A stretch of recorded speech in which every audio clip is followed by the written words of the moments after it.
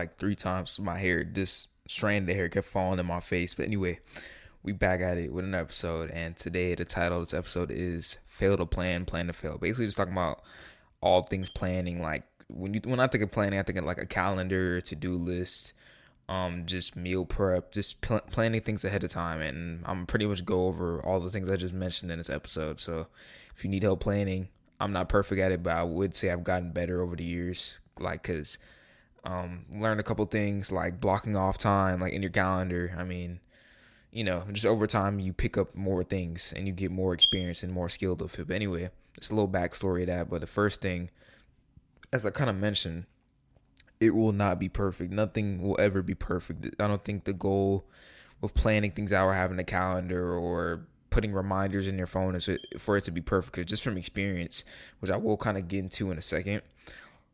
Well, not the experience part, but how to counter this in a sense.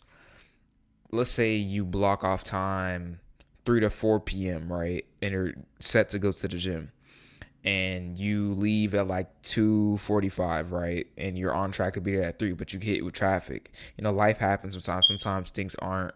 A lot of times things aren't ideal. You know what I'm saying? Things aren't always the way you want them to be. So, and to counter this in a sense, what I've learned over just a couple weeks of planning, you have to add a buffer time. Like, let's say you use a calendar, you have to add like some buffer. So let's say, because typically if I'm running on someone else's time, like my mom's taking me or my grandpa's taking me, I'll add like 15 to 20 minutes of time on top of what I expect, how long I expect my lift to be. So let's say I'm hitting push, right? Treadmill is like 5 minutes. The actual workout's like 50 minutes. So that's about an hour of workout time. And then driving there is about, let's say, 7 minutes there or so. It's not 7 minutes, but hypothetically speaking, it is, right? So, actually, no, the time there actually doesn't matter because you kind of factor into that because that's the time you're going to get there. So never mind, disregard that. But anyway, let's say I get there at 3, right? But let's say there was some traffic on the way, or maybe they pulled up a little bit later than what they said, or just human error. Things happen. So I'm gonna add 15 or 20 minutes just to make up for that. So let's say something happens and it gets delayed. I'm still within that window of time, and it doesn't hinder what else I have to do for that day or what else I want to do for that day. So I just think I want to preface here when it comes to planning, it will not be perfect, but I think you can still be effective without being perfect. And I just don't want the whole idea of planning. I think it might be a stigma. I haven't really delve deep into that, ask people questions about it, but like I notice a lot of people when I ask them like, "Hey, what are you doing today?" They're like, "I don't know," because I mean, maybe they're like, "Oh, planning won't be perfect," and blah blah blah. I mean, yeah, things happen, and sometimes you might put a window, or not a window per se, but put a buffer time, and it might go over that, and you just kind of have to be like, "All right, I kind of missed the goal for that day, and I just got to keep going and adapt from there." So I just wanted to preface, planning won't ever be perfect, but it can still be effective and it can still reap results. But anyway, other than that, I guess PSA. Second thing I want to go over, which I think is really important when you plan, is setting priorities. Because let's say, just a random list of priorities I can think of, let's say running business and family.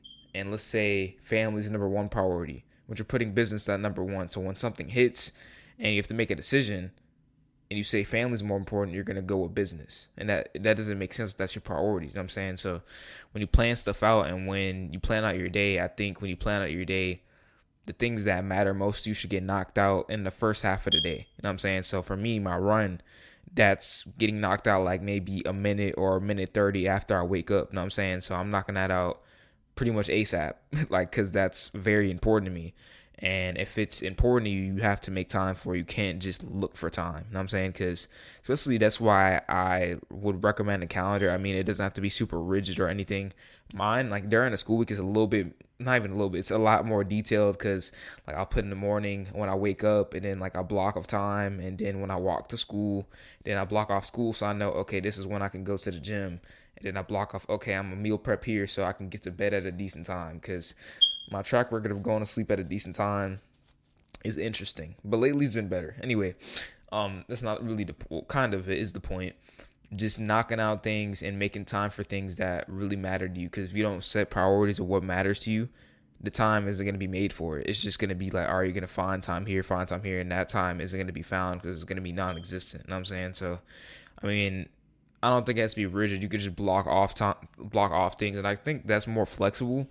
Let's say you have a big window of time and it's more room for error. If you have a big block of time, you can kind of work around that, work to the best of your ability. But if you make it like more strict, like, oh, I'm doing this at this time, I'm doing this at this time, that might work for certain things. I've realized, like, when it comes to, like, let's say setting the conditions, which for me, I put that in my phone. That means, okay, I'm about to meal prep my lunch, I'm about to lay out my clothes. I know that routine, so I have to make time specifically for that, because if I don't, because the thing is, with me, I realize I like to do a lot of things at once, and I just kind of veer off, and that doesn't really work. So for me personally, like, setting out an hour just for that, it helps me focus directly on that, and not, oh, I need to fold the towels, and you know what I'm saying.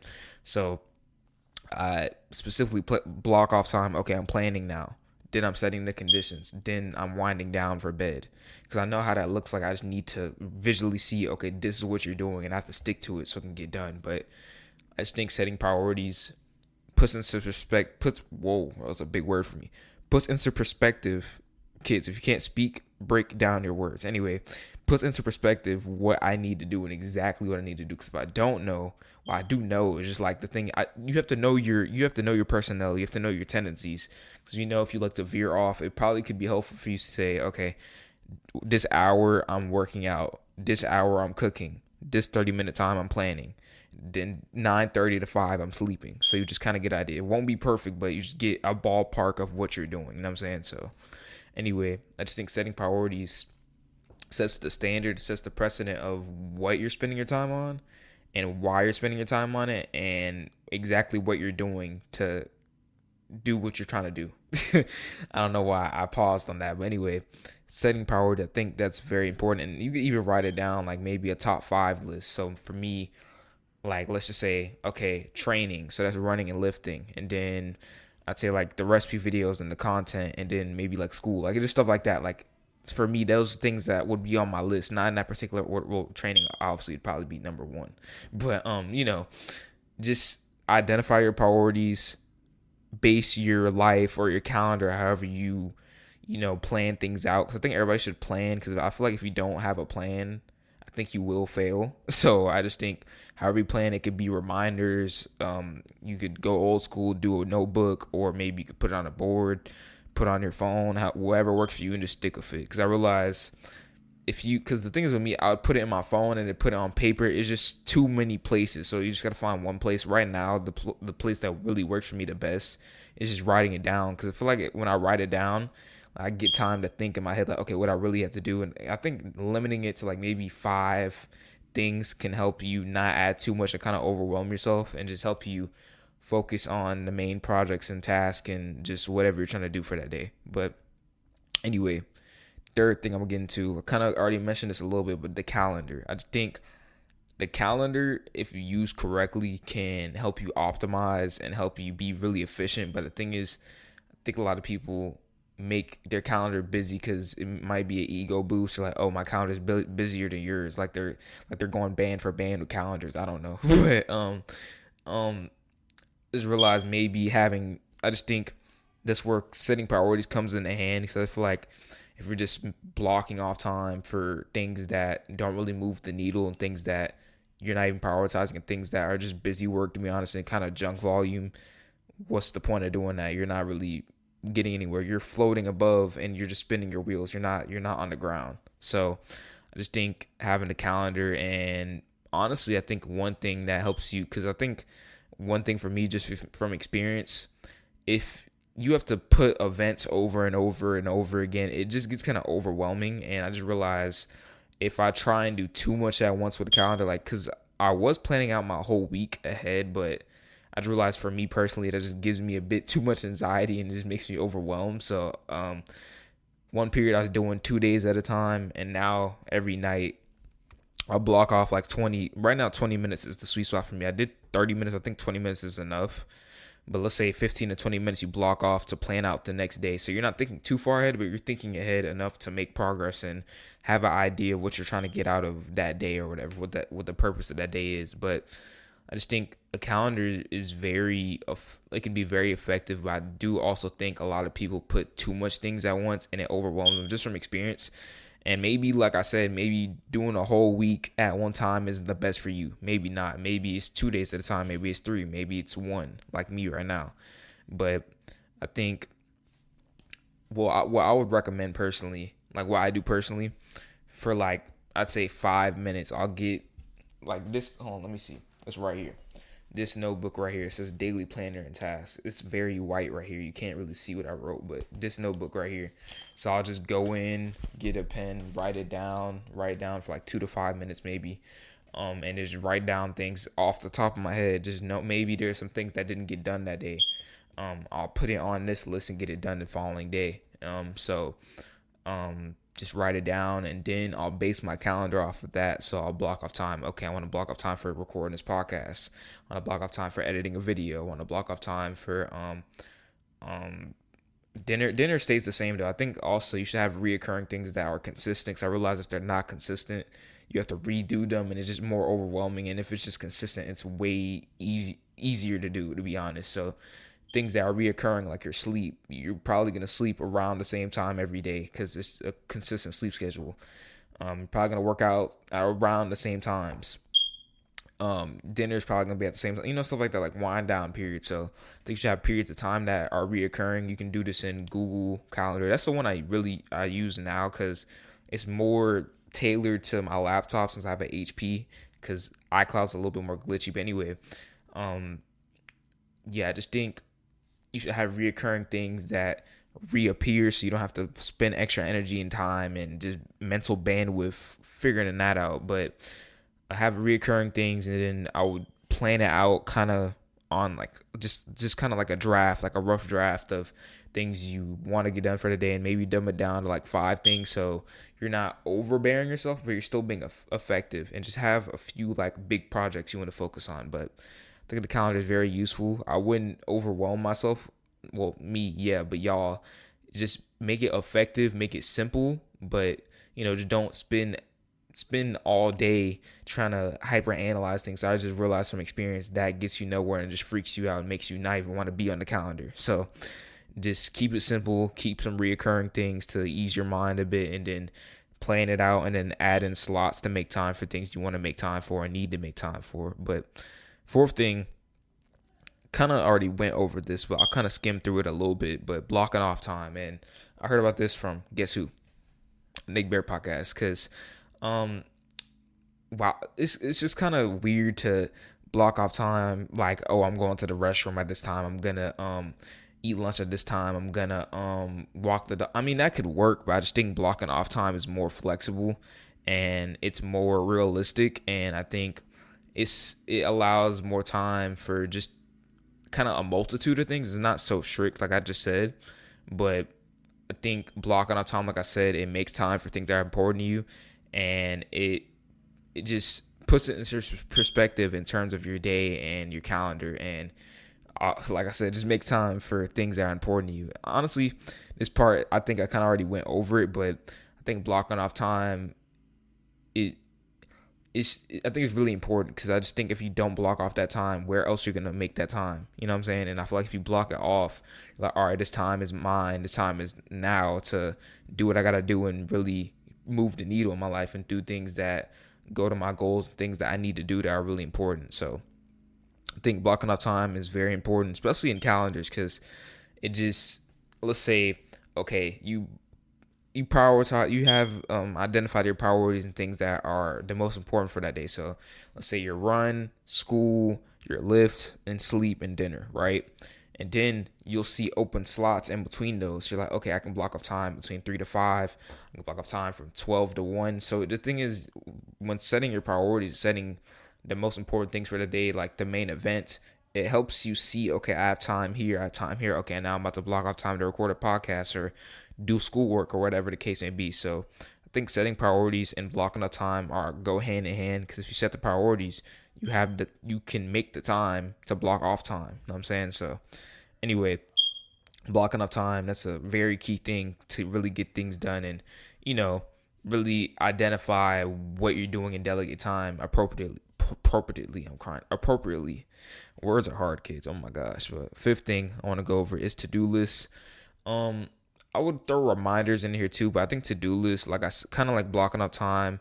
I think it's the mold of what you're doing when you block off that time.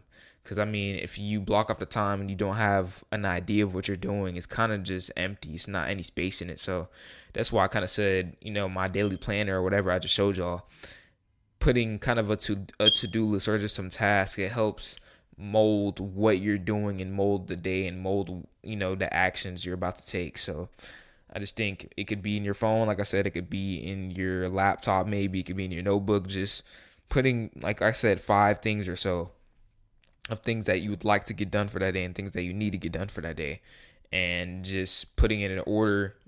I would put it in order from most important to least important, because let's say something comes up and you got the most important things done, but like let's say folding clothes or maybe laundry, it's not important to me, at least, as going for a run or editing a video or recording a podcast. It's not as important. So writing it out kind of in your head, it doesn't necessarily have to be like this, but if you want to, you can maybe put 1, 2, 3, like number it from most important to least important. So I think to-do lists are the driver of blocking out time, and it helps put in perspective what you're doing and what the gist of your day and that time you delegated is for. Because I feel like if you don't, honestly, like I said, when I make a to-do list, it carries what the blocks look like throughout the day.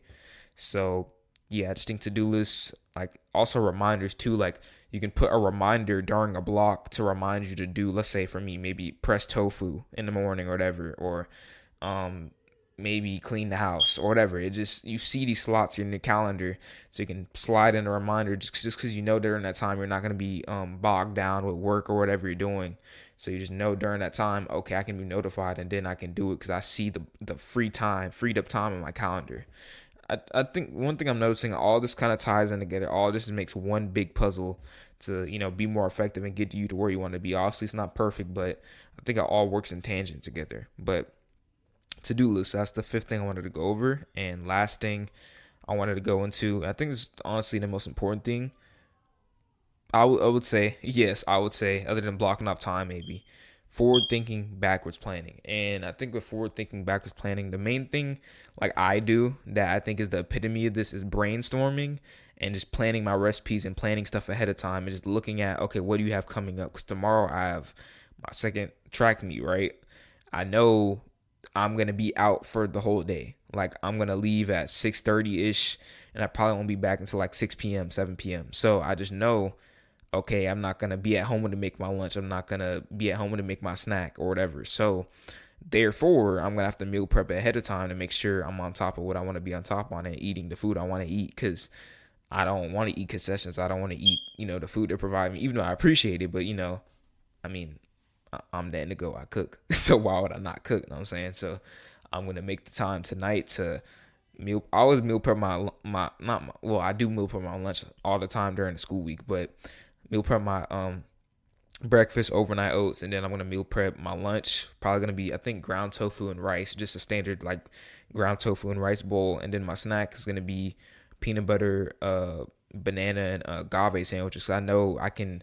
It's easier. That's easy because I'm not gonna bring a yogurt bowl with frozen fruit and it melts over. When I bring it to the event. So I'm gonna make that, and just planning ahead, just knowing what's about to go on that day, just knowing where I'm going to be at, where my head's going to be at, where I'm physically going to be at, and what I need to do to make sure I'm still, doing what I believe in, eating good quality foods. So if you forward thinking, backwards plan, you don't have to sacrifice your goals or your value. Obviously, there's nothing wrong with eating out, like nothing wrong with that. But me personally, I would just prefer, I have my own food, I have my own fuel, and I just prefer to do that. There's nothing wrong with eating out, eating at a concession, but that's just what I want to do, and I'm going to make time to do that. And just forward thinking, it helps you look ahead of time and just make decisions based on that. Because if you have a big event coming up, you in a meal prep, or you have a big event coming up and maybe you're going to have an early flight. Okay, maybe I'll get more mileage in the day before. Maybe I'll run shortly after I get off the plane. Just stuff like that. Because the thing is, if you don't forward think, you can't make the time for things that matter, and it's gonna go nowhere. Your time is gonna be nothing. You're not gonna have enough time to do it. That's why a lot of people say they don't have enough time because they didn't think ahead. You know what I'm saying? They didn't think, okay, I need to meal prep here. I need to maybe get some more mileage in here. Or maybe I need to do work a little bit earlier so I can go to this wedding or something. I don't know, but I think forward thinking puts in perspective, okay, where am I at? What am I going to be doing for that day? And okay, what do I need to do ahead of time to make sure everything is all good? Obviously, it might not be perfect, but you can control what you can. Oh my gosh, control what you can control. Words are hard, but anyway, that was the episode. Fail to plan, plan to fail. Because I just think planning is really important. I think planning should be kept simple. Because I realize when I try to overcomplicate planning, it just blows up in my face. To be honest, it doesn't end up working. No, it honestly just worries me more than it would have if I didn't plan. You know what I'm saying? So I just think planning ahead of time, especially like when it comes to, I used to be kind of like, oh crap, like because I used to try and do everything at once. Because one thing about me, I like to finish everything at once, but you gotta realize it's a journey. It's not a one-time thing. You gotta get better at it and adapt over time. But anyways, that was the episode. Love y'all, and I'll see y'all next time.